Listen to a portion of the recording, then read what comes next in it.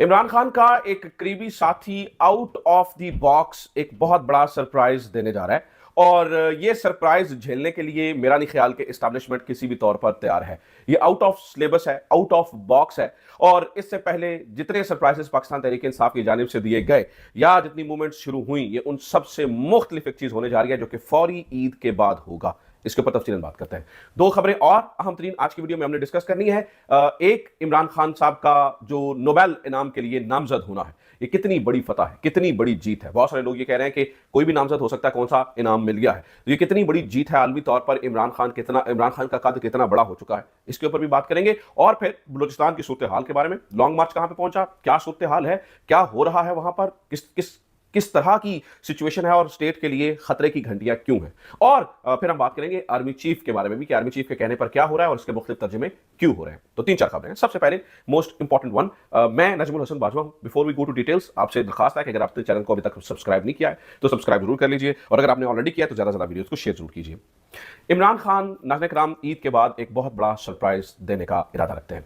इमरान खान को लगता है कि इनफ इज इनफ। जितने भी मामलात से इमरान खान को इंगेज करने की कोशिश की गई वो या तो हीले हुए या बहाने हुए या फिर फेक प्रोमिसेस हुए। इमरान खान ने हमेशा कंप्लाई किया। जब भी स्टेट ने इमरान खान से दरखास्त की, इमरान खान ने हमेशा कंप्लाई किया है। यानी चाहे ये अडियाला का दरवाजा सुबह सवेरे खुलवाते हैं, चाहे ये कहते हैं कि अभी आप रोक दीजिए, अभी थोड़ी देर बाद एहतजाज कर लिए, इमरान खान ने हमेशा स्टेट की बात मानी है। इमरान खान ये समझते हैं कि उसके जवाब में स्टेट ने हमारे लिए कुछ भी नहीं किया है, लिहाजा अब ये टाइम है मसल पावर शो करने का, क्योंकि स्टेट मसल पावर पे बिलीव रखती है। स्टेट हमें डिजिटल दहशतगर्द कह रही है, तो इमरान खान ये समझते हैं कि हमें भी अब मसल पावर दिखाने का वक्त आ चुका है, क्योंकि इमरान खान मायूस हो चुके हैं अदालती इंसाफ से।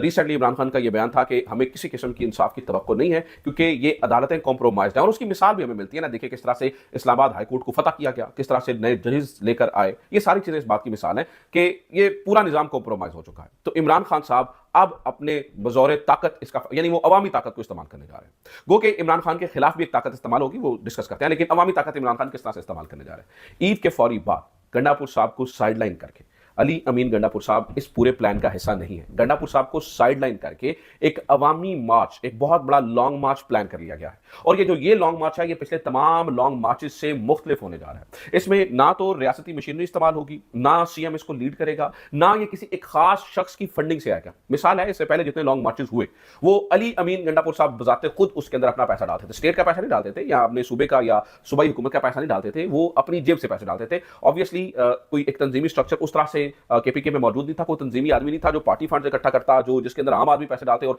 फिर अली अमीन गंडापुर साहब चूंकि सीएम भी थे और सारी चीजें, और फिर अल्टीमेटली जो वो फैसला करते वो पूरा वही इंप्लीमेंट होता है। यानी कि अली अमीन गंडापुर गायब तो पूरा पीछे से मार्च ही तितर बितर हो गया। दो दफा ऐसा हो चुका है ना कि पूरा मार्च ही तितर बितर, एक दफा तो वो पहाड़ों में चले गए।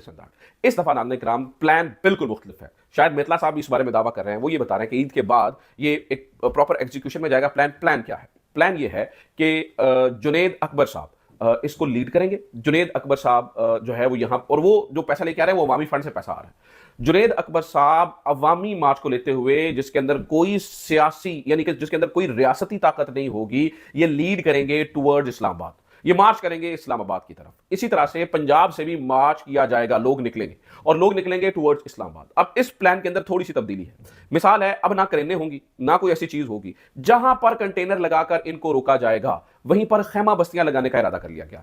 जुनेद अकबर साहब इमरान खान साहब के एक हार्ड लाइनर आदमी, आपको पता है कि वो तब तक नहीं जाएंगे जब तक इमरान खान की तरफ से कोई बात नहीं आ जाएगी, कोई इशारा नहीं आ जाएगा, रिटर्न दे दिया जाएगा या इमरान खान से मुलाकात नहीं करवाई जाएगी। ना वो चाय पीने केपीके हाउस जाएंगे, ना वो पहाड़ों में चले जाएंगे, ना वो 12 जिले क्रॉस करेंगे, ना वो एस्टैब्लिशमेंट से बात करेंगे, ना उनके पास वॉकी टॉकी होगा कि जिससे वो राबते में रहे, ना मतलब वो किसी किस्म की कोई चीज इस्तेमाल नहीं करेंगे। उनके लिए एक ही चीज अहम होगी, वो ये है कि इमरान खान क्या कहता है।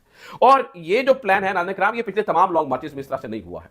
इमरान खान के इशारे पर अब चीजें होंगी। और फिर पंजाब वालों के लिए क्या है? पंजाब वालों को यह कहा गया है, ये डायरेक्शंस पास कर दी गई हैं कि भाई अगर मिसाल लीजिए कि ये रावी के पुल पे रोकते हैं, चनाब पे रोकते हैं या जेलम पे रोकते हैं, तो वहीं पर खैमा बस्तियां लगा दें, रुक जाए, रोड ब्लॉक हो जाएंगे, कम्युनिकेशन रुक जाएगी। तो ये एक ऐसा प्लान है नाज़रीन किराम, जिससे मुझे लगता है कि पूरे मुल्क का पहिया जैम हो जाएगा, जिससे निकलना मुश्किल हो जाएगा और अल्टीमेटली इमरान खान की बात सुननी पड़ेगी। अब ये सही है, ये गलत है, ये बहस ही अब सेकेंडरी हो चुकी है। इमरान खान ये समझते हैं कि क्या इन्होंने हमें सही और गलत की बहस में छोड़ा है?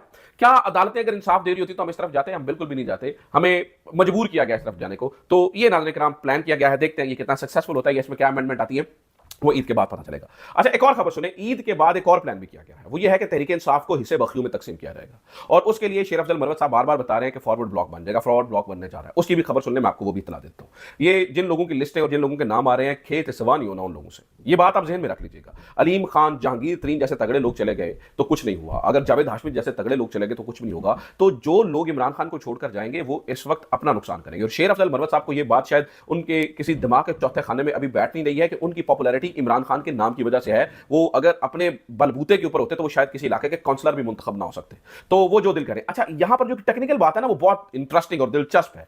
शेर अफजल मरवत साहब बहुत जगहों के ऊपर बैठकर ये बता रहे हैं अली अमीन गंडापुर की भी छुट्टी होने, क्योंकि वो इमरान खान की घर की पॉलिटिक्स को, भाई वो जी उनकी बीवी चला रही है, उनकी जो है बहनें चला रही हैं। मैं नाज़रीन किराम ग्राउंड पे कवर करता रहा हूं, मैं आपको ये बता सकता हूं कि जनाब ना उनकी बहनें और ना उनकी बीवी पार्टी को लीड कर रही है, पार्टी को पॉलिटिकल कमेटी लीड कर रही होती है। तो खैर वो ये अब ये बता रहे हैं कि भैया अमीन गंडापुर की भी छुट्टी होने वाली है। तो ये चीजें जो है ना वो आपस में कंप्लाई करती हुई नजर आ रही हैं, जो पहली खबर मैंने आपको बताई और ये जो दूसरी है। ठीक है, तो ये अब ईद के बाद देखते हैं क्या तमाशा लगता है। एक और खबर नाज़रीन किराम इमरान खान साहब के नोबेल प्राइज के हवाले से, नोबेल इनाम के हवाले से। ये एक बहुत बड़ी अचीवमेंट, बहुत बड़ी जीत है।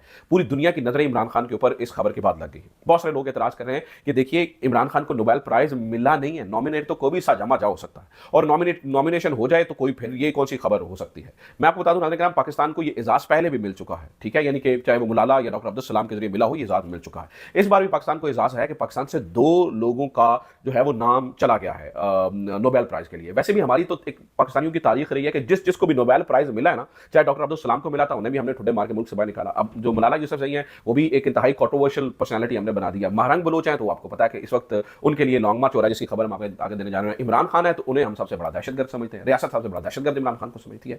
तो जितना भी नोबेल इनाम वाले हैं उनके साथ कोई सलूक तो अच्छा नहीं होता। अब सवाल यहां रहा ये कि क्या नोबेल इनाम के लिए नामजद हो जाना कोई बड़ी बात है, ये छोटी बात है? तो इसके ऊपर हमने थोड़ी तहकीक की। देखिए वैसे तो इसमें एक ओवरसीज कमेटियां और नॉर्वे की पॉलिटिकल पार्टी है जिसके नाम आ रहे हैं, लेकिन किसी भी शख्स को नामजद करना नोबेल इनाम के लिए इतना आसान नहीं होता है। पहली बात यह है कि ये मखसूस अफराद और मखसूस शोबों में काम करने वाले जिनको इजाजत होती है वो कर सकते हैं, कोई साजामा उठ के नामजद नहीं कर सकता। नंबर 2, जब ये शॉर्ट लिस्टिंग होती है, जैसे कभी ये पता चल रहा है जी फलां भी नामजद हो गया, फलां भी नामजद हो गया, ये नामजदगी भी ऐसे नहीं होती है। इसके लिए महीनों महीनों मेहनत होती है, महीनों महीनों जो है ना वो इनके मुतल्लिका डिपार्टमेंट के अंदर रिसर्चेज होती हैं, वो तहकीक करते हैं, साबित करना पड़ता है। नॉमिनेट करने के लिए भी फलां बंदे ने अमन के लिए ये किया है, फलां बंदे की ये कुर्बानियां हैं, फलां बंदे की ये प्रोफाइल है, फलां बंदे ने ये काम कर दिखाया, लिहाजा उसको अमन का इनाम दिया जाए, नोबेल प्राइज दिया जाए। इमरान खान को लेकर जो चीजें साबित हो गई, यानी कि जो अब इब्तदाई तहकीक में हुई, तो वो यानी कि इब्तदाई तहकीक में वो मुत्तमिन हुए, तो उसके बाद इमरान खान को जो है ना वो दिया गया। वो देखिए इमरान खान का जो है ना वो अमन अमा के लिए उन्होंने क्या क्या किया। जब जंग छिड़ने वाली थी, इमरान खान ने इंडियन पायलट वापस कर दिया, मुंह तोड़ जवाब भी दिया, इंडियन पायलट भी वापस कर दिया। इमरान खान का ग्रीन पाकिस्तान इनिशिएटिव जो 10 अरब दरख्त लगाने वाला जो है ना वो 1 अरब दरख्त लगाने वाला प्रोजेक्ट है, वो कितना शानदार प्रोजेक्ट है। इसके अलावा इमरान खान ने दुनिया के अमन के लिए भी काफी ज्यादा काम किया। आपको पता है कि सऊदीया और ईरान के दरमियान पहली जो गुफ्तगू इनिशिएट हुई थी वो इमरान खान ने करवाई थी, और फिर यानी वो तब आपको याद होगा, और इमरान खान वैसे भी आलमी सतह पर एक बड़े रहनुमा की हैसियत से सामने आ रहे थे। और फिर इमरान खान के दौर में दहशतगर्दी कंट्रोल और सारी चीजें जो है वो बहुत शानदार थी। ये चीजें किसी ना किसी हद तक जो मुतल्लिका डिपार्टमेंट है वो मुत्तमिन हुआ है, उसके बाद इमरान खान की नामजदगी हुई है। वरना तो नवाज शरीफ की नामजदगी करवा लेते हैं, वरना आप किसी की भी नामजदगी करवा लें, नामजदगी कराना इतना आसान नहीं होता है। और मिलना ना मिलना एक अलग बात है। देखिए बहुत टफ कंपटीशन होता है, ऑब्वियसली बहुत ज्यादा इंटरेस्ट इन्वॉल्व होते हैं इस बात में के अंदर, लेकिन इमरान खान का नाम आ जाना, इमरान खान की नामजदगी हो जाना, पूरी दुनिया की तवज्जो हो चुकी है। जैसे महरंग की नामजदगी हुई और वो जेल में, और पूरी दुनिया महरंग की तरफ देख रही है भाई, और पूरी दुनिया जो है वो से वहां पे बयान आ रहे हैं। इमरान खान के लिए भी नाज़रीन किराम इसके बाद, और जैसे कि इमरान खान ऑक्सफोर्ड का चांसलर, ये वही साहब समझ लें ऑक्सफोर्ड का चांसलर नामजद हुआ, बना नहीं है, फिर भी पूरी दुनिया के अखबारों ने इमरान खान को जो है वो कवरेज दी थी। इसी तरह से ये नाज़रीन किराम ये इमरान खान की फतह है, जीत है, नामजदगी ही जीत है, बहुत बड़ी जीत है, और इसका फायदा अल्टीमेटली इमरान खान को होने वाला है, और उसका फायदा ये होगा कि पूरी दुनिया में इमरान खान की वाह वाह हो जाएगी। अब नाज़रीन किराम एक और खबर को डिस्कस कर लेते हैं, वो है बलूचिस्तान और बलूचिस्तान के हालात। इस वक्त जब मैं इस वीडियो को रिकॉर्ड कर रहा हूं तो बलूचिस्तान के अंदर सिचुएशन बहुत वर्स्ट हो चुकी है। यहां लखपास के करीब जब ये जो एक लॉन्ग मार्च पहुंचा था, इनका लॉन्ग मार्च के 2-3 बड़े सादे बात है। वो कहते हैं यकजहती कमेटी की जितनी खवातीन को, जितने लोगों को आपने गिरफ्तार किया, हमने कहा ये हमारा कल्चर नहीं है कि माओ बहनों बेटियों को इस तरह से जो है वो जेलों के अंदर डाला जाए, उनके साथ इस तरह से जो है ना वो सलूक किया जाए। वैसे तो ये सब कुछ हम पंजाब में पिछले लंबे अरसे से होते हुए देख रहे हैं, लेकिन खास तौर पर जो अख्तर मेंगल साहब हैं उन्होंने कहा भाई ऐसे नहीं होगा, ऐसे नहीं चलेगा। अब चाहिए तो ये था कि हम इन्हें टेबल पे बिठाते, चाहिए तो ये था कि महारंग से बात की जाती, चाहिए तो ये था कि जो असल नुमाइंदे हैं, अब अख्तर मेंगल सारे या महमूद अचकज़ई भी उतने इफेक्टिव नहीं है जितने महारंग वगैरह इफेक्टिव है। स्टेट को ये चाहिए था, ये महारंग हो, ये समी दीन हो, इनको बुलाएं बिठाएं, इनकी बात सुने, इनके कंसर्न्स को सुने और उसको हल करने की कोशिश की जाए। हमने वो हार्ड स्टेट वाला एक जो है ना वो डंडा उठाया हुआ है, और हार्ड स्टेट ने ये सोचा कि भाई इन्होंने चुप के अंदर करो, उनको अंदर कर दिया। अब लॉन्ग मार्च शुरू हो चुका है, पूरे मुल्क के पूरे सूबे के अंदर जो है ना वो लोग मोबिलाइज हो चुके हैं। और फिर अफसोसनाक बात यह है कि वहां पर खुद कुछ हमला होने की कोशिश की, वो बंदे को पकड़ लिया, खैर को अल्लाह का शुक्र है जाने नुकसान नहीं हुआ, नहीं तो ये कितना बड़ा सानहा हो जाता है। एक पॉलिटिकल मूवमेंट चल रही है, उस पॉलिटिकल मूवमेंट के ऊपर अगर आके एक खुद कुछ धमाका हो जाता है, उससे लोगों की जान जाती है, कितना दुनिया के अंदर हमारी क्या ही जो है ना वो चीज जाती, क्या ही इंप्रेशन जाता, कितनी बड़ी नाम ये मिस्टेक होती। और असल प्रॉब्लम यह है कि जब आप हकीकत को एनालाइज नहीं करते हैं, आप कद्दू में डंडा दिए रखते हैं। मिसाल देता हूं मैं, अख्तर मिंगल इस वक्त वो क्या कह रहे हैं, उनकी क्या कहानी है, वो जरा सुने, आपको अंदाजा हो जाएगा कि स्टेट इन सारे लोगों को कितना नॉन सीरियस जो है ना वो हैंडल कर रही है और ये किस हद तक चले गए हैं। अख्तर मिंगल साहब कहते हैं हम इस वक्त लखपास पर मौजूद हैं, जहां तमाम दाखिली रास्तों को कंटेनर्स लगाकर बंद कर दिया गया है। कोयटा से लॉन्ग मार्च में शरीक अफराद को गिरफ्तार किया जा चुका है और शदीद शेलिंग की जा रही है। मेरी सीनियर क्यादत पर भी बराह रास्त शेलिंग और फायरिंग हो रही है। हम कोयटा के अवाम से अपील करते हैं कि लखपास को दूसरी जानिब पहुंचे और मुस्तौंग के अवाम से गुजारिश है कि वो अपनी तरफ से लखपास पर जमा हो। ये बात वाज़ेह है कि हम अपने मकसद की तरफ बढ़ेंगे, चाहे हमें लखपास के नीचे एक नई सुरंग ही क्यों ना खोदनी पड़े। हम मजबूत हैं माफ कीजिएगा, हम अपने मकसद पर पुरअज़्म हैं और सबसे बढ़कर हम पुरअमन हैं। कोई ताकत, कोई जबर हमारे हौसले को मुतज़लज़ल नहीं कर सकता, ना हमारे रास्ते हटा सकता। ऐसी सूरत हाल में क्या स्टेट को क्या चाहिए? स्टेट को ये चाहिए इनको एंगेज करें। स्टेट क्या कह रही है? तुम ध्यान, तुम दो पॉलिसी, इससे अल्टीमेटली नुकसान होगा। और आखिरी खबर नाज़रीन कराम आर्मी चीफ के हवाले से। आर्मी चीफ की सिफारिशात के ऊपर कुछ नए कवानीन मंजूर किए गए हैं। इसके अलग अलग तर्जुमे शुरू हो गए। कुछ चुकू सहाफ़ी माफ कीजिएगा, कुछ चुकू सहाफ़ी इस बारे खबरें दे रहे कि ऐसे इख्तियारात अब मिल चुके हैं फोर्सेस को जो वो चाहते थे, नागुज़ीर इख्तियारात। ऐसी सूरत हाल में फोर्सेस को नागुज़ीर इख्तियारात के साथ साथ बातचीत से मामला को ठीक करना चाहिए था, बातचीत से बिठाना चाहिए। अगर ये दहशतगर्दी को कंट्रोल करना है तो बातचीत ही करनी पड़ेगी। तो ये नाज़रीन कराम खबरें, इसके ऊपर थोड़ी मज़ीद बात करनी थी लेकिन कुछ चीज़ स्टक होगी। अगली वीडियो में फिर मुलाकात होती। अपना ख्याल रखिए। खुदा हाफ़िज़। पाकिस्तान जिंदाबाद।